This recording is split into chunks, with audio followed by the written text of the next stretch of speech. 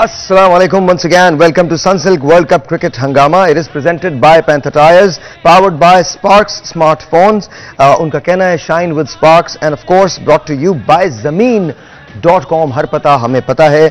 My distinguished gentlemen and my colleagues, my partners in crime, ladies and gentlemen, Mr. Salim Malik Sahab and of course Abdur Rauf Sahab. Ji sir बताइए क्या सिलसिला हुआ?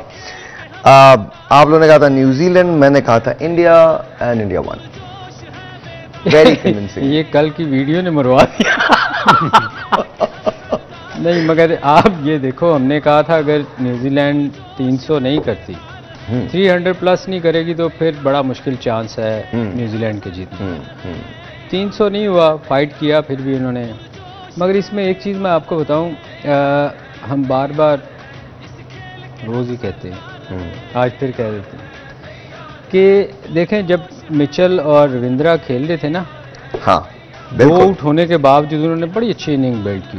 बहुत खूबसूरत, मुश्किल से निकाल के ले गए. मगर उसके बाद जब जरूरत थी ना, मैं रऊफ को बैठ के ये कह रहा था, मैंने कहा यार पता नहीं प्लेयर्स क्यों ये रियलाइज नहीं करते कि हम सेट हैं, हमें 40 ओवर तक मैच को लेके जाना है, उसके बाद हमने बड़ी हिट्स पे जाना है. आप देखो, अच्छा खासा वो दोनों जा रहे थे. रविंद्रा ने ऊंची हिट मारी, आउट हुआ, एकदम प्रेशर में आई टीम. उसके बाद सिर्फ मिचेल रह गया, बाकी तो फिर साथ ही देते रहे. और एंड में जाके देखें, मिचेल आखिरी ओवर्स में वो बेचारा सिंगल भी नहीं कर रहा था, क्योंकि उसको पता था सामने से कुछ नहीं होना. बात ये है कि जब भी कभी पार्टनरशिप लगे ना, ये आई डोंट नो कोचेस क्यों नहीं इस चीज़ पे रियलाइज़ कर रहे कि जब पार्टनरशिप लगे तो 40 ओवर तक तो आप देखें, 10 ओवर में ना आप बहुत 120 भी होता है. बिल्कुल होता है, क्योंकि आपको 20-20 के ओवर भी मिलते हैं. मगर लोग, हमारे प्लेयर ऐसे, या तो अपने पे कॉन्फिडेंस नहीं होता कि जैसे कोहली है, भी एक बहुत बंदा होता है जो तो आपको बता रहा हूँ ना, आज जो कोहली जिस तरह से खेला है, we want to talk about Kohli and Shami. आज जिस तरह से कोहली खेला है, मैंने बहुत कम ऐसी इनिंग्स देखी हैं जितना उसने आपको अपने आप को रखा है, जितना बैलेंस रखा है, और जिस तरह से वो पूरी इनिंग को लेके चला, उसने बिल्ड किया है. उसने हिंदुस्तान की फतेह बिल्ड की है आज. उसको पता था कि मैंने यहां तक पहुंचाना है. एंड अनफॉर्चुनेट है कि वो 49 जो सेंचुरीज हैं उसका रिकॉर्ड बराबर नहीं कर सका, but he was really really really good. Sir, what do you think of Shami's bowling? देखिए, मेरा ख्याल है कि आउटस्टैंडिंग बॉलिंग की, और इसी चीज़ का काफ़ी दिनों से हम तज़किरा कर रहे थे कि जब आपका बेंच स्ट्रांग होगा तो फिर इस तरह की परफॉर्मेंसेस सामने आएंगी. आप देखें कि पिछले वर्ल्ड कप में भी ये मोस्ट सक्सेसफुल बॉलर रहा, मगर इस वर्ल्ड कप में अभी तक 4 मैचेस में इसकी जगह नहीं बनी थी. मगर उसके बावजूद ये अपनी बेहतरीन फॉर्म में था, फिटनेस में था, और जैसे ही उनको अपॉर्चुनिटी मिली उन्होंने प्रूव किया और 5 विकेटें ली. हम यही बात बार बार कर रहे हैं कि भाई, अगर पाकिस्तान ने भी अपनी टीम बेंच स्ट्रॉन्ग किया होता और पाकिस्तान का भी रिप्लेसमेंट प्लान अच्छा होता तो पाकिस्तान की टीम की पोजीशन भी बेहतर होती. हम एशिया कप में भी इसी वजह से स्ट्रगल करते रहे कि हमारे पास जो बेंच था वो स्ट्रांग नहीं था. हमारा एक प्लेयर अनफिट हुआ, नसीम शाह, और हमें 2 बॉलर पाकिस्तान से मंगवाने पड़े, बजाय कि हम जो उधर बेंच था उसमें से यार ये वैसे कमाल किया था. तो अब ये जो वर्ल्ड कप है, वर्ल्ड कप में भी आपके सामने सलीम भाई, ये शादाब खान को हमें आउट ऑफ फॉर्म और 4 मैचेस खिलाने पड़े, 3 मैचेस. चौथे मैच में उसको ड्रॉप करके हमने उसामा मीर को खिलाया, तो वो इतना रस्टी हो चुका था, ना उसे कैच हो रहा था. अच्छा, I want you to see Shami's bowling right now. दोबारा से इसको चलाइएगा. उसमें एक जो इनकी मुझे लगी है, जो कमाल किस्म की, ये हैट्रिक पे थे, हैट्रिक नहीं कर सके, लेकिन जो इन्होंने एक यॉर्कर दिया है वो बड़ा कमाल था यार. मैं कहता हूँ वो इस वर्ल्ड कप की सबसे खूबसूरत बॉल थी. अभी देखिएगा, अभी आएगी. This is, I want you to see it and you to comment on it. आप, मैं चाहता हूँ रोब भाई आप बताइएगा. Look at this. देखें, बिल्कुल This is outstanding. और this is just outstanding. यही इनकी स्पेशलिटी, इनकी बॉलिंग की, कि डेप्थ ओवर में बहुत अच्छी बॉलिंग करते हैं, और स्पेशली जब थोड़ा सा बॉल पुराना होता है तो बहुत ही अच्छी रिवर्स स्विंग करते हैं. ये इंडिया के वाहिद बॉलर हैं जिनको रिवर्स स्विंग पे बहुत ज्यादा कमाल हासिल है. रिवर्स स्विंग कैसे इनको आई? रिवर्स स्विंग इन्होंने सीखी है, मुझे नहीं पता आप कहाँ से सीखी और किसने सिखाई है, मगर इन्होंने. आप लोग मेरे कुछ सवालात पे मुस्कुराने लगते हैं भाई. असल में देखें, मैं उसका जवाब देता हूँ आपको. पहले मैं ये बता दूं कि हम बार बार ये, इसने क्यों अच्छी बॉलिंग की, हमारे यहाँ क्यों नहीं फास्ट बॉलर इतना अच्छी, वाहिद वाला बंदा जो कोई अनफिट होता है तो आके क्यों नहीं करता. उसकी रीज़न ये है कि हम बार बार कहते हैं कि ये 4 ओवर के बॉलर हैं हमारे, जो फर्स्ट क्लास नहीं खेले. इसको देखें, ये थ्रू आउट इंडिया के लिए टेस्ट मैच खेलता है और लंबी बॉलिंग करता है. इसलिए जब वो आया आज उसको इस चीज़ की फिक्र नहीं थी कि मैंने 10 ओवर करने हैं, या ये फिक्र नहीं थी कि यार मैंने 4 ओवर करने। बड़ा इंप्रेसिव है, बहुत इंप्रेसिव रिकॉर्ड सर जी। ये देखें, इसने रिवर्स स्विंग बहुत डेवलप किया है। उसकी रीज़न ये थी जो आप बार बार पूछते हैं, हमारे कुछ पाकिस्तान से लोग गए थे जिन्होंने जाके इनको रिवर्स स्विंग सिखाई। वो गैस अब आप खुद कर लीजिएगा कि कौन गया था। तो वहाँ इन्होंने जाके उसको सिखाया। उसके बाद ये इसको अगर आप देखें, इसकी परफॉर्मेंस टेस्ट मैचेस में इसने 5 आउट किए हैं और बड़ा लंबा लंबा इसका स्विंग हुआ। तो ये बात ये है कि एक तो ये रीज़न है कि ये पुराना बॉल आप देखें। आज कमेंटेटर कह रहे थे, कुछ लोग कह रहे थे कि इसको नया बॉल करवाना चाहिए था, नया बॉल क्यों नहीं करवाया। उसकी रीज़न ये थी नया बॉल ना करवाने की कि ये पुराना बॉल बहुत अच्छा करना शुरू हो गया था, क्योंकि उसको रिवर्स स्विंग पे कंट्रोल था। यॉर्कर हमेशा याद रखिएगा, वो बंदा अच्छा मारेगा जिसको रिवर्स स्विंग करनी आती है। दूसरा, फास्ट बॉलर, हमारे कितने फास्ट बॉलर यॉर्कर मारे हैं, क्योंकि रिवर्स स्विंग हो ही नहीं रही उनसे। जब शहीन या रऊफ उस वक्त यॉर्कर मारेंगे जब रिवर्स स्विंग होगी, उसके बगैर यॉर्कर मारना बड़ा मुश्किल काम है। सिर्फ एक बंदा मारता है इन्हीं का फास्ट। लेकिन सलीम भाई, इसमें जो आपने बात की है ना कि हमारे बॉलर क्यों यार्कर नहीं मार रहे, यार्कर आपने जो इसका जवाब भी आप पहले ही दे चुके हैं कि ये टेस्ट मैच भी खेलता है, लॉन्ग फॉर्मेट और फर्स्ट क्लास क्रिकेट खेलता है। इसके जो मोटर स्किल्स हैं, बॉलिंग मैकेनिक्स है, वो डेवलप हो चुके हैं लंबी बॉलिंग कर करके। तो इस वजह से इसके जो बाजू हैं या इसके आम जो मसल्स हैं जो यूटिलाइज होते हैं बॉलिंग में, वो डेप्थ ओवर में भी जाके 10वें ओवर में भी जाके स्ट्रांग रहती हैं और ये यार्कर बड़े कंट्रोल से करता है। हमारे बॉलर क्या है, हमारे 4 ओवर्स के T20 खेलकर उनके मसल्स जो मोटर स्किल्स हैं वो 4 ओवर के डेवलप हैं। वो जब 3-4 ओवर कर जाते हैं तो उनमें इतनी स्ट्रेंथ ही उनके मसल्स में नहीं रहती कि वो 10वें या 9वें ओवर में जाके वो यार्कर कर सके, तो इसीलिए वो रन एक्सीड करते हैं। मैं क्या कह सकता हूँ, आज इंडिया ने जो गेम खेला है वो तो बहुत अच्छा है, लेकिन इनको चाहिए था, न्यूजीलैंड को चाहिए था कि वो 290, 300, 315, 325 इस किस्म का टोटल जो था वो बोर्ड पे लेके आते, लेकिन वो नहीं ला सके। उसकी एक बहुत बड़ी वजह मोहम्मद शामी रहे और इंडियन बॉलर्स रहे इटसेल्फ, बिकॉज जो न्यूजीलैंड की बैटिंग लाइन थी वो उसने भी अच्छा खासा परफॉर्मेंस तो दी है। मिचेल को देख लीजिए, मगर ये कर सकते थे। मैंने आपको कहा कि आज जब पार्टनरशिप लगी थी उस वक्त बड़ा इजी था इनको कि ये अगर 40 ओवर, और एक वक्त पे हम लोग साथ ही देख रहे थे तो लग रहा था कि 300 को क्रॉस कर जाएगा स्कोर। एक वक्त पे ये लग रहा था, दिखा रहे थे 320 के करीब दिखा रहे थे कि टोटल होगा। लेकिन सलीम भाई, उसके बावजूद मेरा ख्याल है कि 274 नॉट बैड, बहुत अच्छा स्कोर था। और ये मेरा ख्याल है कि जो इनिंग खेली है ना विराट कोहली ने, मेरा ख्याल है कि इससे ज़्यादा स्ट्रॉन्ग टेक्निक, इससे ज़्यादा स्ट्रॉन्ग करेक्टर, ये सेल्फ बिलीव और मेरा ख्याल कि जो डिटर्मिनेशन उसने शो किया इस इनिंग में वो आउटस्टैंडिंग था। रऊफ किस मैच में नहीं की, वो तीनों मैचेस में अच्छा आप देखो, तीनों मैचों में अंडर प्रेशर वो आया है और आके वो टीम को निकाल के ले गया। अच्छा, मुझे इनकी बात बार बार याद आती है सलीम भाई, आपने ये बात कही है कि उसको अपने ऊपर खुद पे इतना कॉन्फिडेंस है, उसको ये पता है कि अगर 10 की भी एवरेज चली जाएगी ना तो मैं उसको कर लूंगा। अच्छा, आप हमें कॉल कर सकते हैं अगर आप सलीम भाई से बात करना चाहते हैं। हम एक चीज करना चाह रहे हैं, हम कुछ बैट्स आपको देना चाह रहे हैं, लेकिन कल से मैं शुरू करूंगा, लेकिन आज के कॉलर्स को भी मैं शामिल कर लूंगा उसके अंदर। अगर आप कॉल करना चाहते हैं तो नंबर आपके पास आएगा, स्क्रीन पे चलेगा। मलिक स्पोर्ट्स की तरफ से मैं जाता हूं और ये मुझे फॉलो कर लीजिएगा। ये वाला बैट है जो हम आप देने जा रहे हैं, दिस इज द बैट। और ये जो है ये वाला bat signed by the legend Salim Malik साहब एंड अब्दुल रऊफ साहब, और ये बैट जो है ये हम आपको देने जा रहे हैं। ये कल मैं इसको देने जाऊंगा, लेकिन अगर आप आज कॉल करते हैं तो आज आपको हम उसमें शामिल कर लेंगे। तो give us a call. And अच्छा सलीम भाई, आपने बार बार यही बात की है, पाकिस्तान ने कुछ आज हमारे कैंप ने, क्योंकि कल हमारा भी मैच है, हमारे कैंप ने कुछ सीखा होगा विराट की इनिंग से। देखें, हमेशा अच्छे प्लेयर से जो उसकी अच्छी चीज़ें हैं वो सीखनी चाहिए। बिल्कुल। और मेरा कोहली एक कंप्लीट बैट्समैन है और उससे आपको जो हमारे यंगस्टर हैं स्पेशली, क्योंकि जो लोग ऑलरेडी पाकिस्तान टीम में खेले हैं वो तो आप सीख नहीं सकते, क्योंकि कुछ चीज़ें पक चुकी होती हैं। क्योंकि आप जब पाकिस्तान टीम में आते हैं ना, फिर उसको चेंज करना बड़ा मुश्किल हो जाता है। आप किसी को छोटी मोटी चीज़ें तो बता सकते हैं कि यार ये छोटी सी गलती ठीक हो सकती है, मगर फुली टेक्निक उसकी चेंज नहीं कर सकते, क्योंकि वो आप कभी भी जो ऑलरेडी डेवलप हो चुकी है आप उसे। ये यंगस्टर जो हैं, जितने भी हैं जो जिन्होंने आगे पाकिस्तान के लिए खेलना है, स्पेशली अंडर 19, अंडर 16, उन लोगों को ज़रूर ये देखना चाहिए, जितने भी दुनिया में अच्छे प्लेयर हैं जो अच्छी इनिंग खेलते हैं, उनको देख के सीखना चाहिए कि वो किस तरह टीम को लेके चलते हैं, स्टार्ट किस तरह करते हैं और एंड किस तरह करते हैं। Turning point of the match and impact player sir turning देखें, एक तो उसने बॉलिंग शामी ने बहुत अच्छी की है,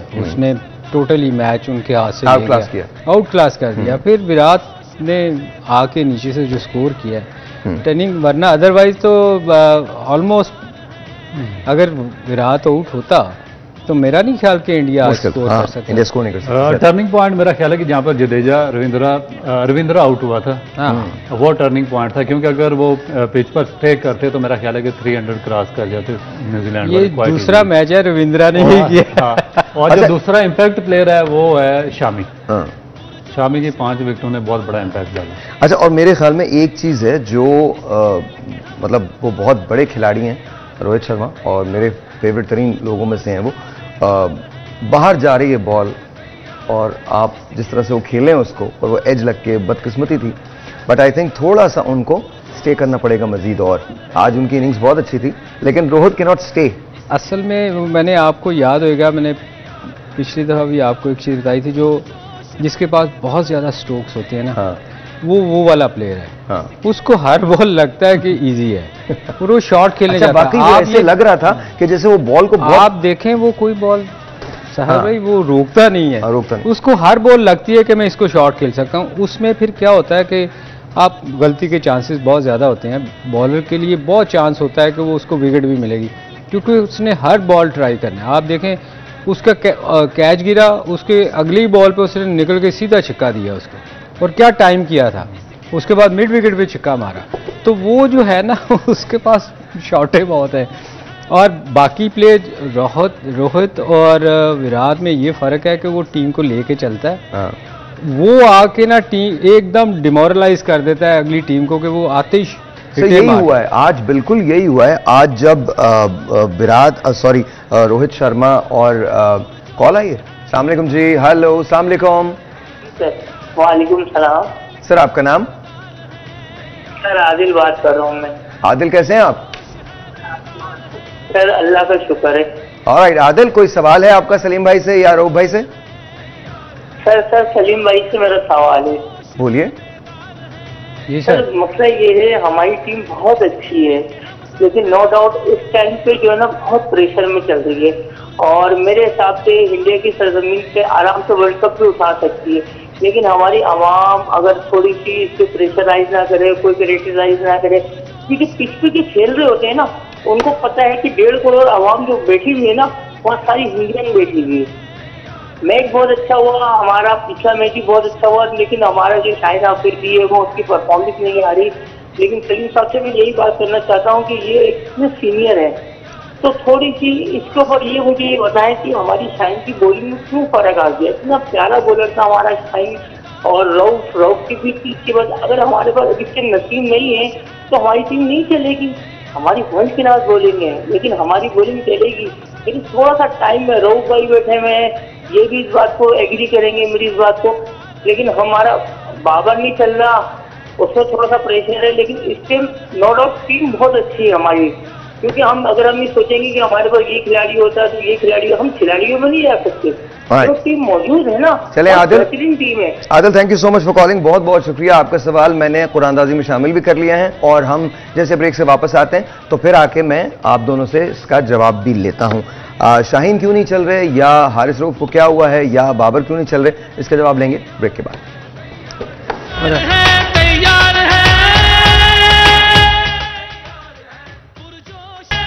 ऑलराइट जी, वंस अगेन वेलकम बैक। और अगर आप स्मार्टफोन्स चाहते हैं तो आपको स्पार्क्स के स्मार्टफोन्स मिल सकते हैं, लेकिन उसके लिए आपको जाना पड़ेगा www.sparks.pk पे, जहां पर आपको एक्सेसरीज मिल जाएंगी, स्मार्टफोन्स भी मिल जाएंगे, shine with sparks, end of course एक आप बहुत बड़ा ग्रैंड प्राइज भी जीत सकते हैं। फाइनल वाले दिन उसका ऐलान होगा, लेकिन उसके लिए again you have to visit www.sparks.pk। Alright ji, सवाल था तो जवाब दे दीजिए, और उसके बाद जरा डेमो भी हो जाए कुछ। आज क्या गलतियां हुई न्यूजीलैंड से और क्या सही किया इंडिया ने? साहिर भाई, उन्होंने पूछा था कि हमारी टीम बहुत अंडर प्रेशर है। हाँ जी, मैं उनको एक बात बता दूं, जब वहाँ मैच पे आप जब इंडिया स्पेशली कहीं भी गए होते हैं, स्पेशली इंडिया में, तो आपको टीवी शीवी देखने का मौका नहीं मिलता आपको, और देखना भी नहीं चाहिए। नहीं वैसे भी साहिर भाई, ना आपका फ़ोन ऑन होता है, ना आप टीवी देख सकते हैं कि पाकिस्तान में क्या हो रहा है, अनलेस कि आप कॉल करके ना पूछें। मेरा ख्याल है बाहर की चीज़ें आपको बिल्कुल आइडिया नहीं होता। ऐसे ही है ना रऊफ, हमारे टाइम में तो ऐसे था कि आपको कुछ याद नहीं होता। और दूसरा उन्होंने पूछा था कि अफरीदी का क्यों नहीं वो अच्छी बॉलिंग, उन्होंने शाहीन शाह का पूछा था, उन्होंने पूछा था हारिस रऊफ का पूछा था, और उन्होंने पूछा था बाबर आजम। 3 लोगों के बाद देखें जो है ना शाहिद और रऊफ, हम बार बार कहते हैं कि डोमेस्टिक क्रिकेट में शामी और कंपेयर कर लें कि एक बंदा कितने मैचेस के बाद आया और 10 ओवर उसने पूरी एक ही पेस से बॉल की।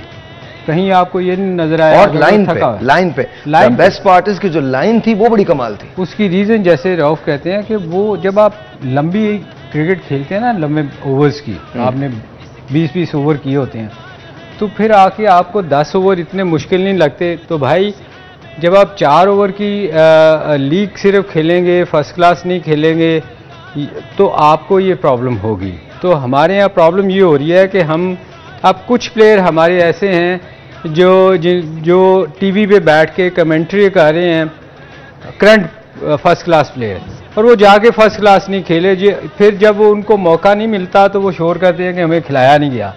तो हालांकि उनको जाके अपनी फर्स्ट क्लास क्रिकेट खेलनी चाहिए।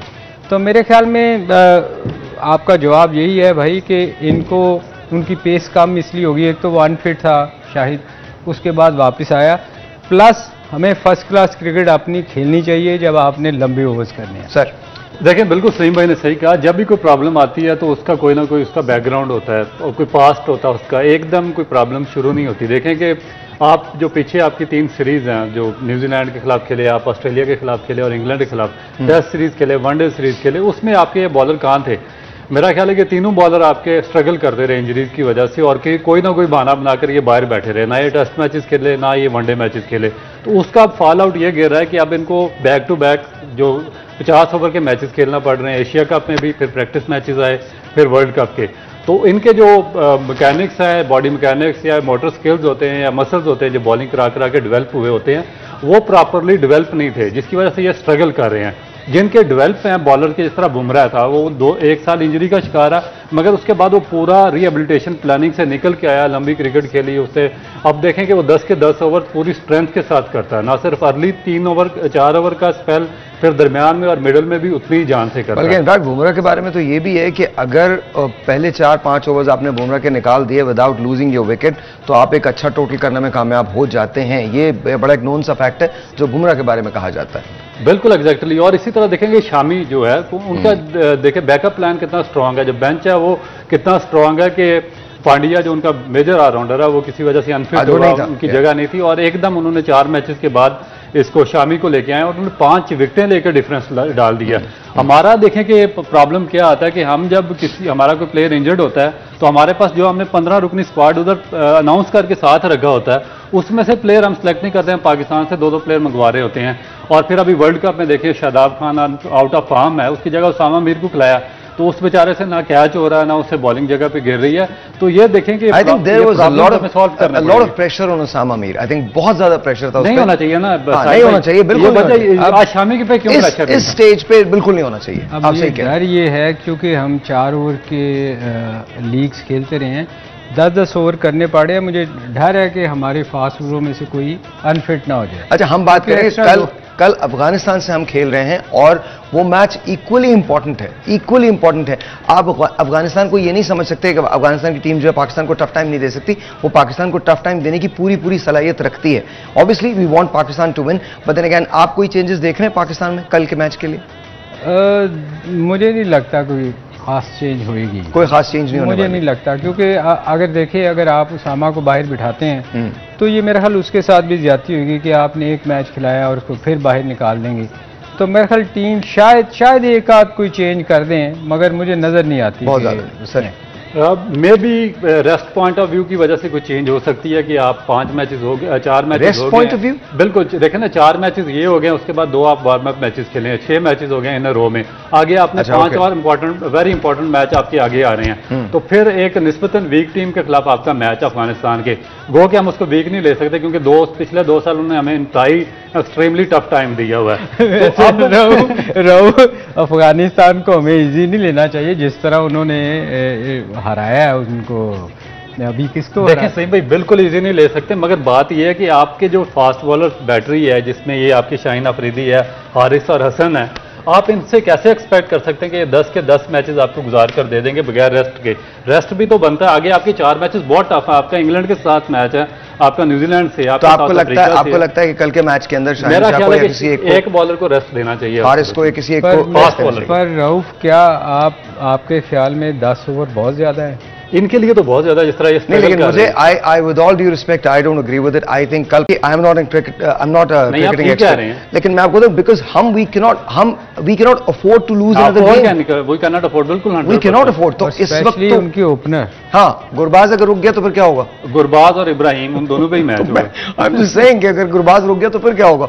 तो हमको अच्छा, खैर उसके बारे में बात करेंगे। आज के मैच की सबसे खूबसूरत बात जो थी वो विराट कोहली की इनिंग्स थी। कैसे देखते हैं आप? आज नहीं, पिछले 3 मैचों से उसकी इनिंग्स बहुत खूबसूरत थी। हाँ, अंडर प्रेशर आके जिस तरह वो खेला है मेरा ख्याल है इससे क्रिकेट को अंडरस्टैंड करने वाला शायद ये अभी इस रिसेंट में क्रिकेट में कोई नहीं है कि वो अगर आपको 10 की एवरेज चाहिए तो वो आके उसी पेस से खेलता है।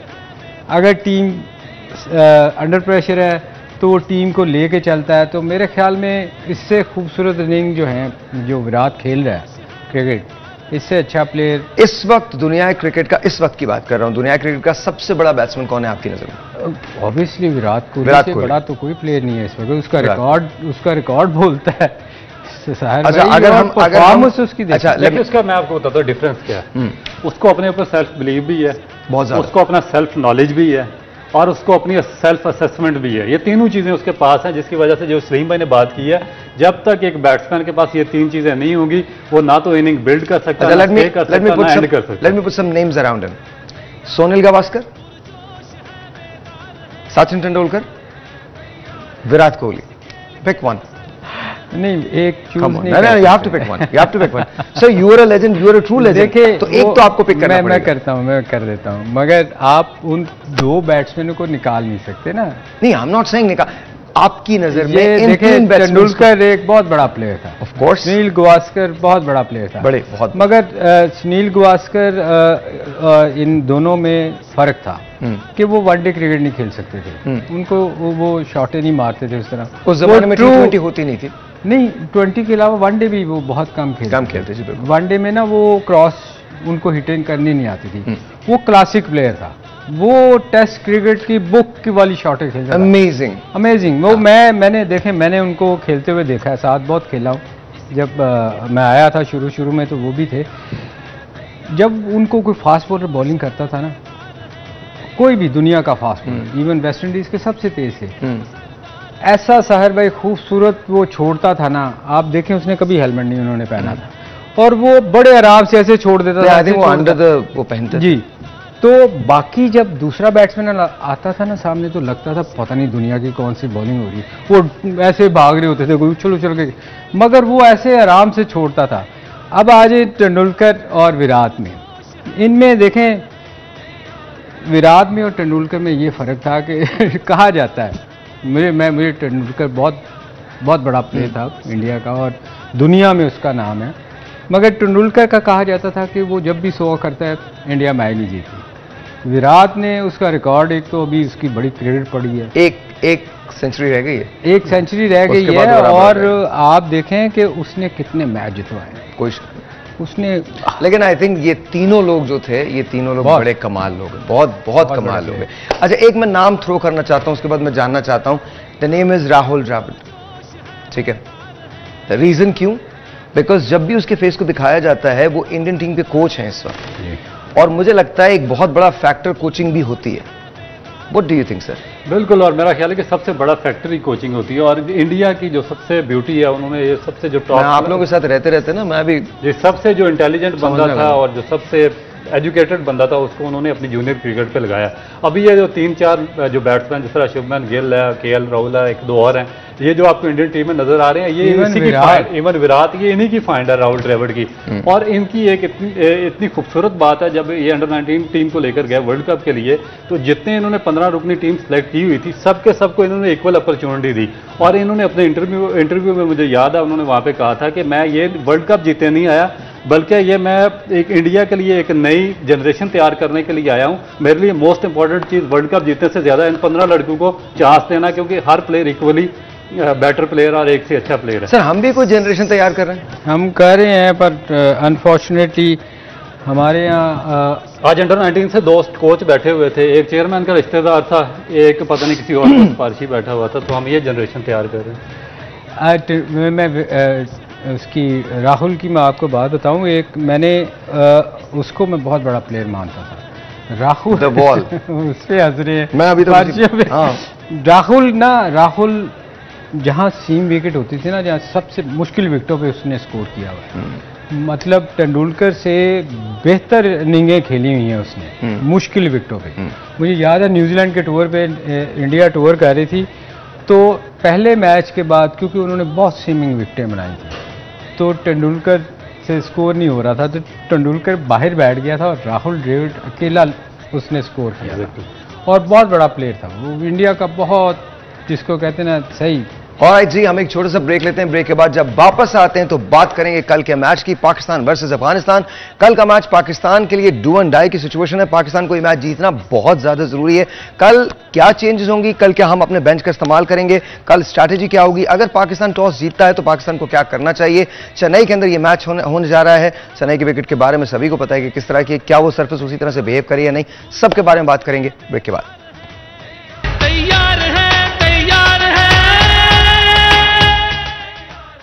Alright ji, once again, welcome back. I am with Salim Malik Saab and Abdul Rauf Saab. Sir, tomorrow's match between Pakistan and Afghanistan. Pakistan को स्ट्रैटेजी क्या अपनानी चाहिए अफगानिस्तान के खिलाफ? एग्रेसिव, पैसिव, क्या करना चाहिए? अटैक और should defend, should be careful, क्या? देखें, एक बॉलर उनका है जिसको उनको बहुत राशिद खान। देखिए, वही टीम को, मैच को ना चेंज करता है। वैसे तो उसके दूसरा बॉलर भी उनका बहुत अच्छा है, पर मोस्टली विकेटें जो है ना, जो इम्पैक्ट प्लेयर जो डैमेज करता है, वो है राशिद। उसको आपको चांस नहीं लेना चाहिए, आपको विकेट नहीं देनी उसको, ये सोच के जाना चाहिए कि यार 5-4-5 उसके।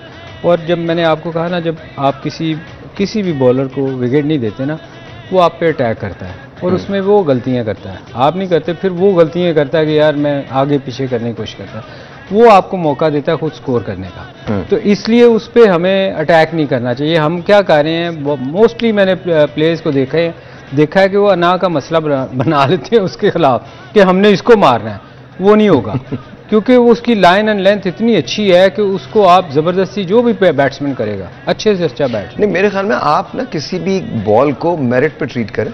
अगर कोई ऐसा बॉल आपको लूज मिल रहा है जहां आप खेल सकते हैं स्ट्रोक, तो खेलें, लेकिन अननेसेसरीली अपनी विकेट गंवाने की जरूरत नहीं है। साहिर भाई, मैं वही कह रहा हूँ ना, जब आप उसको चांस नहीं देगा ना, वो आपको चांस देगा, वो आगे पीछे करेगा आपको, वो 100% आगे पीछे बॉल करेगा आपको, जो आपको मौका मिलेगा उसको 4 रन मारने का भी और 6 रन मारने का भी, क्योंकि छोटी बाउंड्रीज हैं। तो आपको उस पर चांस नहीं लेना, उसको लेने दे चांस, आप उसका फायदा उठाएं आप। सर, क्या स्ट्रैटेजी होनी चाहिए पाकिस्तान की? सबसे नंबर 1 स्ट्रैटेजी तो ये है कि पाकिस्तान को टॉस जीतकर पहले बैटिंग करनी चाहिए।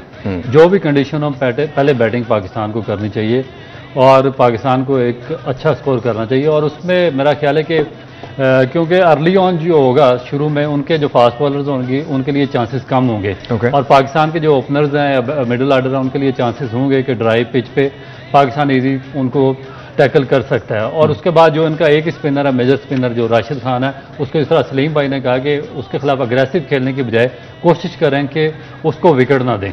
अच्छा, मेरा सवाल है कि अगर फर्ज करें पाकिस्तान पहले बैटिंग करता है तो क्या टोटल होना चाहिए एक अच्छा पाकिस्तान को डिफेंड करने के लिए? देखें, पाकिस्तान मेरा ख्याल है कि 280, 275, 280 होगा तो पाकिस्तान बहुत अच्छा टोटल होगा और बड़ा मुश्किल होगा उनके लिए करना। मगर अगर अफगानिस्तान पहले बैटिंग करता है या बाद में बैटिंग करता है तो जो उनके ओपनिंग पेयर है गुरबाज और इब्राहिम, ये बहुत ही ज़्यादा खतरनाक होंगे। पाकिस्तान को इनके खिलाफ पूरी प्लानिंग करके आना चाहिए और पाकिस्तान को इनको जल्दी आउट करने की कोशिश करनी चाहिए, अदरवाइज पाकिस्तान के लिए बहुत ज़्यादा असल में रऊफ पता क्यों कह रहे हैं बैटिंग पहले करनी चाहिए? उसकी रीज़न ये है, जब आप पहले बैटिंग करते हैं ना तो आप पे प्रेशर वो नहीं होता कि आपने 300 लगा हुआ है, आपने चेज करना है, और उसमें राशिद या उस पर भी आप फिर अटैक करने जाएंगे ना, तो जब आप पे प्रेशर नहीं होता ना तो आप नॉर्मल क्रिकेट खेलते हैं, विकेट्स इन हैंड होती हैं, एंड में जाके आप फिर अटैक कर सकते हैं। ये भी एक बहुत बड़ा फैक्टर है कि हमें ये सोचना चाहिए कि यार हमें पहली बारी इसलिए लेनी है कि जब आप फट्टे पे स्कोर लगाया होगा ना तो दूसरी टीम पे प्रेशर होता है। अच्छा जी, कल हम सुबह 9 बजे से लाइव होंगे, 9 बजे से मेरा मॉर्निंग शो जो है वो भी शुरू हो रहा है, और कल ये मेरे गेस्ट भी होंगे 10 बजे के करीब, 10:15 बजे के करीब, दोनों डिस्टिंग्विश्ड जेंटलमैन ये मेरे साथ मेहमान होंगे। उसमें मॉर्निंग शो सुबह 9 बजे से शुरू है तो आप ज़रूर देखिएगा, और उसके बाद फिर 12 बजे हम दोबारा लाइव होंगे, क्योंकि कल पाकिस्तान का मैच है तो कल हमारी जो ट्रांसमिशन है वो 12 बजे से शुरू होगी और 2 बजे तक जारी रहेगी। उसमें आपकी पार्टिसिपेशन, कल हम बैट देने जा रहे हैं मलिक स्पोर्ट्स की तरफ से आपको, और कुछ और प्राइजेस हैं जो हम आपको देने जाएंगे, लेकिन उसके लिए आपको कॉल करना बहुत जरूरी है। आप हमें कॉल कीजिएगा तब हम बात करेंगे। इंपैक्ट प्लेयर दोनों टीम्स की तरफ से कौन हो सकता है? इधर से तो राशिद मुझे है, राशिद, और उधर से भी राशिद, गुलबा मतलब हो सकता नहीं, उधर से देखें स्ट्रगल कर रहे हैं सारे, मगर ये है कि बाबर पे मुझे बहुत उम्मीद होती है कि वो एक हमारा आई थिंक कल Babar has to come through for us. कल बाबर को ये करना होगा, कैप्टन इनिंग्स भी खेलनी पड़ेगी और डिसीजन भी मेरे ख्याल में, and usually Babar is very collective and calm, ऐसा नहीं है कि बाबर अपने आप को लूज कर देता है, लेकिन आई थिंक कल उस पर एडिशनल जिम्मेदारी शफीक और अब्दुल्ला शफीक, उसका ठहरना बहुत जरूरी है। Abdullah Shafique, so for you it's Abdullah Shafique, for you it's Rashid Khan. आप बॉलिंग में बता दीजिए पाकिस्तान का कौन सा बॉलर है जो अफगानिस्तान को परेशान कर सकता है? शाहीन शाह अफरीदी, वो समझते हैं? हाँ, वो हमेशा उसने अफगानिस्तान के खिलाफ अच्छा परफॉर्म किया। ओके, सो आई थिंक अगर हम ये कहें तो बॉलिंग के अंदर शाहीन शाह अफरीदी, बैटिंग के अंदर बाबर पर जिम्मेदारी होगी और अब्दुल्ला शफीक पर जिम्मेदारी होगी, एंड देन यू सिंह, राशिद खान, और देन उनके जो दोनों ओपनर्स हैं उन पर जिम्मेदारी होगी। तो these are the 3 players from Afghanistan, 3 players from Pakistan जो इंपैक्ट कर सकते हैं। अगेन मैंने आपसे पूछ लिया था, फिर भी पूछ रहा हूं, क्या पाकिस्तान को कोई चेंज करनी चाहिए? उड़ पर सलमान अली आगा बिल्कुल होना चाहिए उसको, और मेरा ख्याल है कि मुझे भी लगता है हाँ उसको होना चाहिए टीम वैसे हमारी टीम करती नहीं है यार, अब होना तो चाहिए कि आपको उन प्लेयरों को भी खिलाना चाहिए जो होता क्या है कि नॉर्मली जैसे इंडिया क्वालिफाई कर गई ना तो फिर उन पर प्रेशर नहीं होता कि वो अपने लोगों को, हमारे ऐसा करते हैं कि 5 क्वालिफाई कर गए। मैंने तो ये भी देखा कि हम जीते हुए भी नहीं हम खिलाते बाहर वाले लोगों को, ये अच्छी चीज़ नहीं है। होना तो भाई देखे ना, ये साउथ अफ्रीकन कैप्टन है बुमा, वो बाहर बैठे हैं, हेनरिक्स को चांस दिया, विलियमसन बाहर है, और ये मेरे दिल पे लिखा हुआ, बुमा को बाहर नहीं बैठना चाहिए। विलियमसन बाहर है, उसको love the guy man, I don't think वो, अच्छा जी, यंग को चांस दिया न्यूजीलैंड ने। उसके बाद जो स्टोक्स की जगह पे दूसरे खेल रहे हैं, तो हर टीम मेरा ख्याल है कि उनका बेंच इतना स्ट्रांग है कि वो दूसरे प्लेयर को चांस दे सकते हैं। हमारे भी थोड़ा सा दिल बड़ा करना चाहिए, अगर आप 15 लेकर गए हैं तो उनको ट्राई आउट तो करना चाहिए ना। तो ये कैसे हो सकता है कि आप एक हॉल में छुपे रहें, उनको छुपा कर रखें और छुपा कर उनको सेफ वापस ले आए? अच्छा, वैसे आप जब भी बात करते हो मुझे समझ में नहीं आता कि आप क्यों बात करते हैं। जो मेरे सामने साथ बैठे हैं, he is actually a true legend. 60 मरतबा पाकिस्तान की हिस्ट्री में सबसे ज्यादा मरतबा पाकिस्तान कैंप में बुलाए जाने वाला आदमी ये शख्स है। लिटरली मैं बता रहा हूं, 60 मरतबा आपको बुलाया गया है। 60 दफा। And how many times were you selected? ये लेट होता रहा मेरे लेट होते रहे। राउफ ने जब 96, कल आप पूछिएगा कि 96 इसने आउट किए थे, तो उसके बाद 50 वाले को क्यों खिला दिया गया? ऐसा और बड़े ईमानदार बन के टीवी पे लेक्चर दे रहे होते हैं जो चीफ सेलेक्टर थे। मैंने पूछा भाई कोई 19-20 का फर्क होता है, तो वो भी जवाब उनको नहीं आया, और 50-70 वाले फर्क से उन्होंने खिला दिया। इन्होंने एक जुमला कहा था, इनका जब मैं इंटरव्यू करूंगा तफसील से तो फिर हम इन पर बात करेंगे, और ये मैंने कहा है कि इन दोनों लोगों का मुझे अलग अलग घंटे घंटे का इंटरव्यू करना है। इन्होंने एक जुमला कहा था, वो मैं आपको अभी नहीं बताऊंगा, लेकिन वो मेरे लिए बड़ा हैरानकुन जुमला था, बिकॉज मैंने इनको हमेशा बहुत स्ट्रांग देखा है। इनकी क्रिकेट नॉलेज बहुत अच्छी है, इनकी क्रिकेट सेंस बहुत अच्छी है, बहुत ह्यूमरस हैं, ऑलवेज इंस्पिरेशनल हैं। लेकिन एक ऐसा जुमला, इन्हें भी एहसास नहीं है कि उन्होंने क्या जुमला कहा है, लेकिन इन्होंने एक जुमला कहा था जो अभी मुझे याद है, आपको याद है ना वो जुमला, यू नो दैट। तो मैं I am gonna ask him because seriously it just shook me, एकदम से मैं परेशान हो गया था, मैंने कहा ये तो क्या कह रहा है। तो एनीवे, तो कल की प्रेडिक्शन सर बता दें। Pakistan alright sir. 50-50 यार लीम भाई, अफगानिस्तान से मैच है, जो अफगानिस्तान से मैच है, जो हमारी टीम का मोराल है उसको देखते हुए मैं कह रहा हूँ, हालांकि मैच कोई नहीं है पाकिस्तान के, अगर नॉर्मल हालात होते तो चूंकि हमारी टीम बहुत स्ट्रगल कर रही है, इसलिए मैं खुद भी डरता हूँ। चलें आप बता दें। आप मैं कल बताऊंगा, बट ऑनेस्टली यार ये क्या बात हुई सर भाई, आपको आज बता के जाना पड़ेगा। एक दिन पहले। कल आगे फिर आप कहते हैं after 1 o'clock my calculations gonna happen after 1 o'clock tonight. लेकिन मैं आपको वैसे बता रहा हूं, मैं बिल्कुल सही कह रहा हूं। देखिए मैं अभी तक गलत नहीं हुआ हूं, मैंने जो प्रेडिक्शन की है वो बिल्कुल ठीक 100% दुरुस्त गई है। आप लोग दोनों ने कहा था आज कि आज न्यूजीलैंड जीतेगा, मैंने आपको कैटेगोरिकली कहा था आज इंडिया जीतेगा। हमने कहा था 300 प्लस करेंगे तो जीतेंगे, अदरवाइज नहीं। हाँ ये सही है, ये सही, ये आपने बिल्कुल कहा था।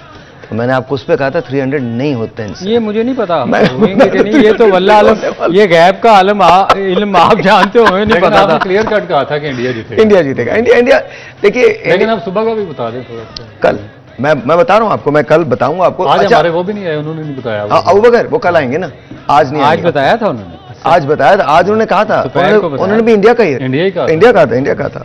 कल हमारे पास एक और गेस्ट भी हैं, और हमारे एक भोले भाई हैं जो कल आएंगे, कल हमें ज्वाइन करेंगे। अच्छा कल आ रहे हैं? कल आ रहे हैं, भोले साहब आ रहे हैं। तो ऑलराइट जी, बस इतना ही टाइम था।